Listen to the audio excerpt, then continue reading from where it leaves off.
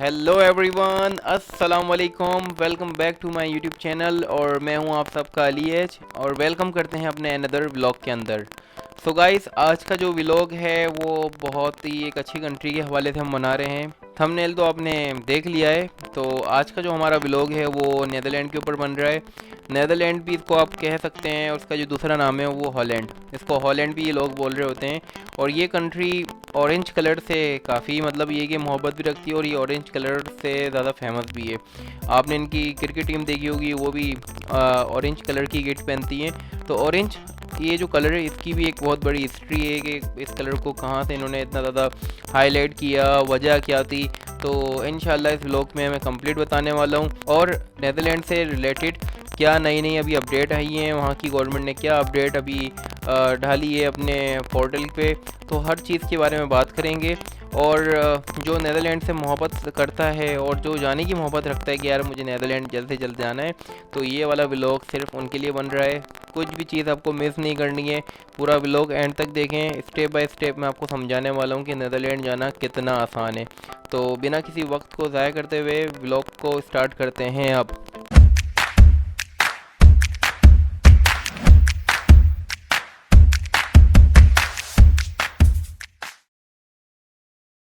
So guys, जब Netherlands की बात की जाती है तो बहुत से ऐसे लोग होते हैं जो पाकिस्तान, इंडिया, बांग्लादेश और नेपाल, वो सुनते ही वो नाम सुनते ही ये इनकी ख्वाहिश होती है यार कैसे और कितनी जल्दी हम नीदरलैंड पहुंच जाएं।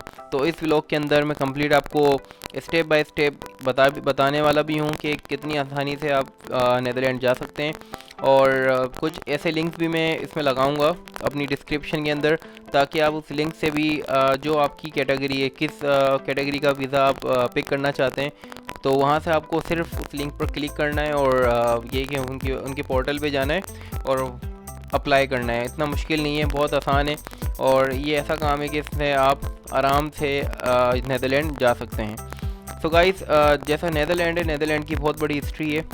अगर हम हिस्ट्री की बात करेंगे तो व्लॉग बहुत ज़्यादा लंबा हो जाएगा और मैं आपको ज़्यादा बोर होने नहीं दूंगा इस व्लॉग के अंदर। तो सबसे पहले मैं आपको ये बताते हुए भी चलूँ कि नीदरलैंड की जो कंप्लीट जो पॉपुलेशन है वो है 17.53 मिलियन। तो 17.53 मिलियन ये इनकी कंप्लीट पॉपुलेशन है, जिसमें से 5% मुस्लिम हैं। और यहाँ पर जो टूरिज़म का जो रेशो निकाला गया है 2023 के स्टार्ट में, वो है 17.5 मिलियन। मतलब 17.5 मिलियन लोग यहाँ पर मतलब नीदरलैंड में घूमने आते हैं। बहुत से लोग घूमने भी आते हैं और बहुत से लोग वहाँ सेटल भी हो जाते हैं। और वजह क्या है सेटल होने की? यार नीदरलैंड बानिस्बत जो दूसरी यूरोपियन कंट्री से उनसे सस्ता है। वहाँ पर जो लेबर है उनका एक पे आउट अच्छा बन रहा होता है। अगर मंथली बात करें तो मंथली उनकी इनकम बहुत अच्छी है। और पर आवर के हिसाब से भी जॉब्स जो मिल रही होती हैं उसका भी बहुत अच्छा है। क्योंकि अगर हम पाकिस्तान को पाकिस्तान की करेंसी को नीदरलैंड से कंपेयर करें तो वहाँ का 1 यूरो पाकिस्तान में बन रहा है 313 रुपये। सो गाइस, अगर आप वहाँ पर 1000 या फिर 1500 यूरो भी कमा रहे हैं तो कैलकुलेट कर लीजिएगा और आपको अंदाज़ा हो जाएगा कि आपके कितने बन रहे हैं।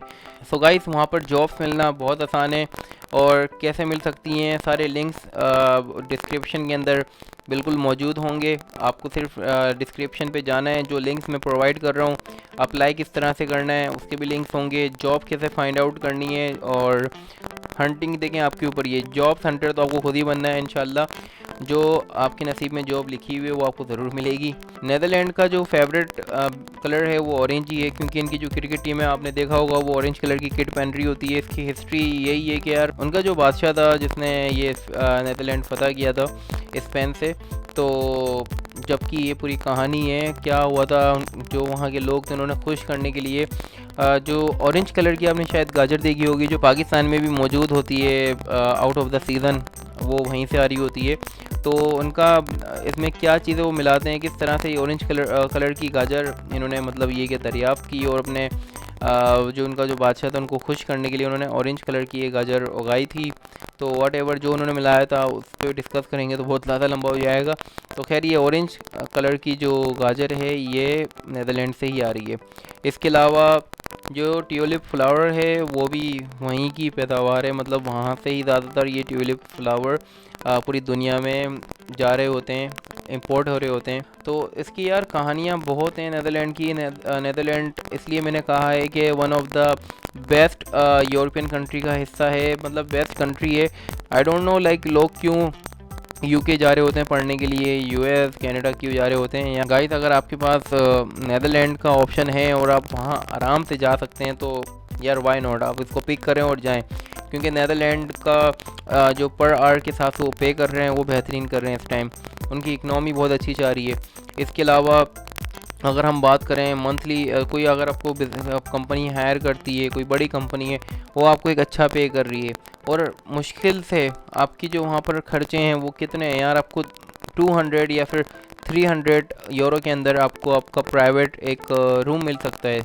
मतलब किसी से शेयरिंग नहीं करेंगे आप, आपको 300 के अंदर आपका प्राइवेट आपको रूम मिल जाएगा। उसके अलावा अगर आप ज़्यादा ही हाई फाई करना चाह रहे हैं तो आपको 400 to 500 आपको 2 रूम या अपार्टमेंट, जो 2 रूम अपार्टमेंट होता है वो आपको मिल जाएगा। मैं अभी बात कर रहा हूँ आपका एक्सपेंस कितना वहाँ लग सकता है। आपका जो कंप्लीट एक्सपेंस है वो 800 इनफ है यार, सिंगल पर्सन के लिए 8 to 900 यूरो इनफ है यार। जैसी फैमिली है उसी हिसाब से फिर खर्चे भी होंगे, लेकिन खर्चे इतने नहीं होने। अगर एक बंदे के अपना 800 लग रहे हैं, अगर वो बिल्कुल आयाशी के साथ वहाँ पर लाइफ गुजार रहा है तो यार उसके 800-900 यूरो लगेंगे महीने के अंदर। लेकिन अगर फैमिली के साथ है, फैमिली के भी खर्चे होते हैं अच्छे खासे, तो 2000 या फिर 2300 या लगा लो यूरो इतने लगने हैं महीने के। और टैक्स की बात करें तो यार टैक्स जितने भी यार वेल डेवलप कंट्रीज़ हैं वहाँ पर टैक्स तो होता है, जैसी आपकी सैलरी होगी उसी हिसाब का टैक्स होता है। तो इतना आप टेंशन नहीं लें, आप बस आपको निकलना है। आप अगर एशिया कंट्री से निकलना चाह रहे हैं, एक अच्छी कंट्री जाना चाह रहे हैं, तो ये चीज़ें भूल जाएं, बस वहाँ के लिए सोचें। अच्छा, मैंने स्टेप बाय स्टेप सारी चीज़ें तैयार करके रखी हुई है कि आपको अप्लाई कैसे करना है, डॉक्यूमेंट कैसे गैदर करने हैं, जो VFX ग्लोबल है वहाँ से अपॉइंटमेंट, अर्लियर अपॉइंटमेंट कैसे लेना है, और अपॉइंटमेंट की डेट ये कि चेक करनी है। और आपका जब जो पासपोर्ट सारे डॉक्यूमेंट्स चले जाएंगे, या तो आप वहाँ पर कलेक्ट करने के लिए जाएंगे या फिर वो उनको आप बोल देंगे कि मुझे घर पे भेजने हैं, तो उसकी क्या फ़ीस होगी, सब कुछ मैंने ये कि अपनी प्लानिंग की हुई है। सारी चीज़ें मैंने तैयार करके रखी हुई है सिर्फ आपके लिए, ताकि आप लोगों को आसानी हो। जो नए लोग हैं वो बड़े परेशान हो रहे होते हैं, वो अप्लाई करने में थोड़ा घबरा रहे होते हैं, तो ये व्लॉग उनके लिए बनाया है ताकि उनके लिए आसानी रहे। और जो एजेंट्स हैं उनको जो पैसे दे रहे होते हैं ये 3-4 लाख, उनसे भी बचें ये। तो अभी हम चलते हैं अपने PC पर, जहाँ पर मैंने ये सारी चीज़ें बना के रखी हुई हैं, चेक लिस्ट, डॉक्यूमेंट्स, हर चीज़। मतलब किस तरह से आपको इस वेबसाइट पे जाकर, इनकी खुद की वेबसाइट पे जाकर अप्लाई करना है, तो हर चीज़ यहाँ पर बना के रख दी है। सो गाइस अब चलते हैं अपने PC पर। सो गाइस अब मैं आ चुका हूँ अपने PC पर, जहाँ समझाने वाला हूँ कि आप नीदरलैंड के लिए अप्लाई कैसे करेंगे और आपको कौन कौन से डॉक्यूमेंट्स की ज़रूरत है। अगर आपको पता है कि अप्लाई कैसे करना है, लेकिन ये नहीं पता कि डॉक्यूमेंट्स कौन कौन से आपको चाहिए नीदरलैंड के लिए, तो अभी हम जाएंगे नीदरलैंड की वेबसाइट पर। और वेबसाइट पर सारी चीज़ें मेंशन हैं कि कौन कौन से डॉक्यूमेंट्स आपको लाजमी इसके लिए चाहिए हैं। तो चलते हैं इसकी वेबसाइट पर और देखते हैं कि कौन कौन से डॉक्यूमेंट्स इनकी रिक्वायरमेंट है। गाइस इसको अब ऑन करते हैं, और ऑन कर लिया है। ऑन करने के बाद आप ये देख रहे होंगे travelling to the Netherland. Already यार मैंने ये ऑन किया हुआ था पहले से ही। तो अब हमें क्या करना है, न्यू टैब ऑन करना है। न्यू टैब ऑन करने के बाद गाइस ऑन करते ही आपको कुछ इस तरह का मंजर नज़र आएगा। आपको क्या करना है, आपको सिर्फ पहला पॉइंट इसमें पिक करना है, क्योंकि अगर हम सब पॉइंट्स की बात करेंगे तो व्लॉग बहुत ही ज़्यादा लंबा हो जाएगा। तो खैर आप बाद में ही ऑन कर लीजिएगा, और आपको जो चीज़ ऑन करनी है, चीज़ें ये कि इसके ऊपर रिसर्च करनी है, आप आराम से कर सकते हैं। मैंने ऑलरेडी की हुई, लेकिन मैं सिर्फ आपको भी वीज़ा के बारे में बताऊंगा। तो जैसे ही हम वीज़ा पे क्लिक करेंगे, हमारे सामने कुछ इस तरह के 2 ऑप्शन आएंगे कि which visa do I need to travel to the Netherland, और दूसरा है कि how do I apply for a short stay Schengen visa for the Netherland. तो हम जो दूसरा वाला पॉइंट है उसी को पिक करेंगे। अब जैसे हम इसको पिक करते हैं, उसके बाद कुछ इस तरह की बातें आएंगी, जैसे मैंने आपको पहले बताया था कि अगर आप नॉर्मली ये कि शॉर्ट स्टे शेंगन वीज़ा के लिए अप्लाई कर रहे हैं, तो आप वहाँ पर 90 दिन, मैक्सिमम 90 दिन, और विद इन 180 डे पीरियड में आपको आना है। मतलब 90 दिन आपका ये मैक्सिमम है। कोशिश यही होनी चाहिए कि आप 90 दिन से पहले अपना जो आपका ये कि ट्रिप है वो ख़त्म करें और वापसी अपनी कंट्री में आ जाएं। सो गाइस हम पहला जो पॉइंट है उसको पिक करेंगे, applying for a short stay Schengen visa. तो इस पर क्लिक करते हैं। इस पर क्लिक करने के बाद आपको क्या करना है, आपको आपसे ये पूछ लेंगे fill in your country or reason. आप जिस कंट्री से बिलोंग करते हैं आपको अपनी कंट्री का नाम लिखना है। तो मैं पाकिस्तान से बिलोंग करता हूँ, मैं पाकिस्तान का नाम लिख रहा हूँ। अब पाकिस्तान का नाम यहाँ आ गया है, देन नेक्स्ट करना है। अब नेक्स्ट करने के बाद यहाँ पर 6 कुछ स्टेप हैं। चेक बिफोर अप्लाइंग, दूसरा है gather the documents you need, तीसरा है मेक एन अपॉइंटमेंट, चौथा है गो टू योर अपॉइंटमेंट, पांचवा जो है वो है कलेक्ट योर पासपोर्ट और have it send to you, और जो छठा है वो है प्रिपेयर फॉर योर ट्रिप। तो सबसे पहले हम जो पहला पॉइंट है उसमें चीज़ें चेक कर देंगे हमें किस किस चीज़ों की ज़रूरत होगी। अब इसमें लिखा हुआ है do I need a visa. यार लाजमी सी बात है, पाकिस्तान में रहते हैं तो हमें वीज़ा की ज़रूरत पड़ेगी। तो यहाँ पर हमने ये ऑन कर लिया। यहाँ पर लिखा हुआ not everyone needs a visa to visit the Netherland. यार सबको ज़रूरत नहीं है, लेकिन पाकिस्तानियों को, इंडियंस को और जो बांग्लादेशी इनको ज़रूरत पड़ती है वीज़ा की। तो हम चेक करते हैं कि किस किस चीज़ की हमें ज़रूरत पड़ेगी अगर हमें नीदरलैंड जाना है। तो नीदरलैंड जाने के लिए इन्होंने कुछ आपके सामने सवाल रख दिए हैं। How long do you wish to stay in Netherland. तो 3 पॉइंट है, आपको दूसरे वाला पिक करना है, बस ज़्यादा टाइम नहीं लगाएंगे इसके अंदर। और what country or region are you are national of. तो हम पाकिस्तान का नाम लिख देंगे, पाकिस्तान का लिख दिया। और इसके बाद जो तीसरा है वो है विच टाइप ऑफ पासपोर्ट, मतलब पासपोर्ट आपके पास कौन से टाइप का है। मेरे पास रेगुलर है, अगर आपके पास कोई भी हो, डिप्लोमेटिक, सर्विस, वट एवर, जो आपके पास पासपोर्ट होगा आपको वही यहाँ पर मेंशन करना है। अब हम नेक्स्ट करते हैं। नेक्स्ट करने के बाद ये कि आपके पास किसी भी मतलब शेंगन कंट्री की रेजिडेंट मतलब परमिट, मतलब वहाँ का जो परमिट वर्क होता है उसका कार्ड बनता है, वो आपके पास है या नहीं है। तो हमारे पास तो खैर नहीं है, फर्स्ट टाइम अप्लाई कर रहे हैं मेरे भाई, तो नो कर देंगे। उसके बाद भी कुछ फैमिलियर सवाल किए है कि आपके पास किसी भी ये कि यूरोपियन कंट्री की ये कि रेजिडेंट परमिट है। तो हमारे पास तो ये भी नहीं है, तो हम नो कर देंगे। तो इसके बाद भी इन्होंने बिल्कुल ये कि फैमिलियर सवाल आपके सामने रख दिया है कि आपके पास कोई वैलिड शेंगन वीज़ा लगा हुआ है आपके पासपोर्ट पर। तो बिल्कुल नहीं लगा हुआ भाई, तो हम नो करेंगे। अब नो करने के बाद इन्होंने एक और सवाल किया है कि आपकी किसी फैमिली मेम्बर के पास नेशनैलिटी है यूरोपियन कंट्री की। तो भाई कोई भी नहीं है, कोई रहता नहीं है अभी तक तो वहाँ, तो नो कर देंगे फ़िलहाल। तो जितने हमने सवाल तो जितने इन्होंने सवाल हमारे सामने रखे तो उसके हमने जवाब दे दिए। जो हमारा कारनामा है वो भी इन्होंने सामने रख दिया, पूरी कन्वर्सेशन ये कि इन्होंने सामने इधर रख दिए। आपको कंप्लीट अगेन नहीं करना है क्योंकि आप ऑलरेडी कंप्लीट कर चुके हो। तो ये था, इसका मैंने आपको बता दिया है किस चीज़ की आपको ज़रूरत पड़ेगी। इस तरह के वो सवाल भी आपसे कर सकते हैं, तो प्लीज़ बी केयरफुल। अब दूसरा जो पॉइंट है वो भी आपके सामने रखते हैं, gather the documents you need. So guys जो आपको गैदर करने डॉक्यूमेंट्स वो सामने हैं कि on the VFS global website you will find a checklist with the documents you need based on your purpose of travel. तो हम ये भी चेक करते हैं कि कौन कौन से डॉक्यूमेंट्स की हमें ज़रूरत पड़ेगी। तो गाइस ये आप ऑन कर लेना, आपके सामने पूरी आ जाएगी कि आपको कौन कौन से डॉक्यूमेंट्स अपने पास रखने हैं टूरिस्ट के लिए, बिजनेस के लिए और विजिटिंग फैमिली एंड फ्रेंड्स। तो सारी चीज़ें यहाँ पर मौजूद हैं, और ये इसका जो लिंक है वो भी मैं अपनी वेबसाइट पर लगा दूँगा ताकि आपको मुश्किलात नहीं हो। क्योंकि अगर मैं हर चीज़ को खोल के बताऊंगा तो ये व्लॉग कम से कम 20 से 25 मिनट का हो जाएगा, और ये मैं नहीं चाहता कि इतना लंबा व्लॉग जाए क्योंकि लोग देखते नहीं है इतने लंबे व्लॉग। तो ये चीज़ें आपको बतानी थी। ये दूसरा पॉइंट था गैदर द डॉक्यूमेंट्स, और जो तीसरा है वो है मेक एन अपॉइंटमेंट।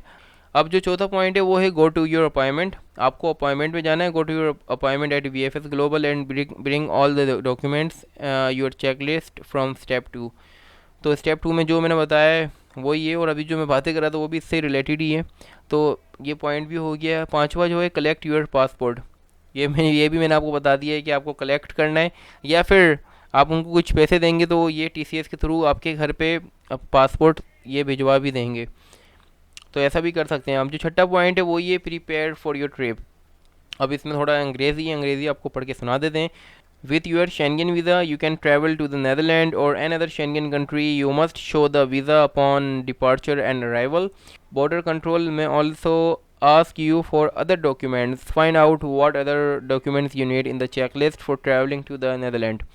देखें, अगर आप नेदरलैंड के अलावा कहीं और भी मतलब ये कि सफ़र करना चाह रहे हैं जो यूरोपियन कंट्री का हिस्सा है, آپ کو سارے جتنے بھی ڈاکومنٹس ہیں اس کی یہ کہ ایکسٹرا کاپیز بھی کروانی ہے، کیونکہ اس کے علاوہ آپ سے زیادہ سوال نہیں کریں گے، آپ ان کو صرف یہ دکھائیں گے کہ میں یہ کہ اپنا نیدرلینڈ گھومنے آیا ہوا ہوں، اور اب نیدرلینڈ سے میں کسی اور کنٹری میں یہ کہ گھومنے جانا چاہ رہا ہوں، تو آپ کو چیزیں دکھانی ہیں، وہ دین آپ کو بول دیتے ہیں یا you can go and enjoy your trip.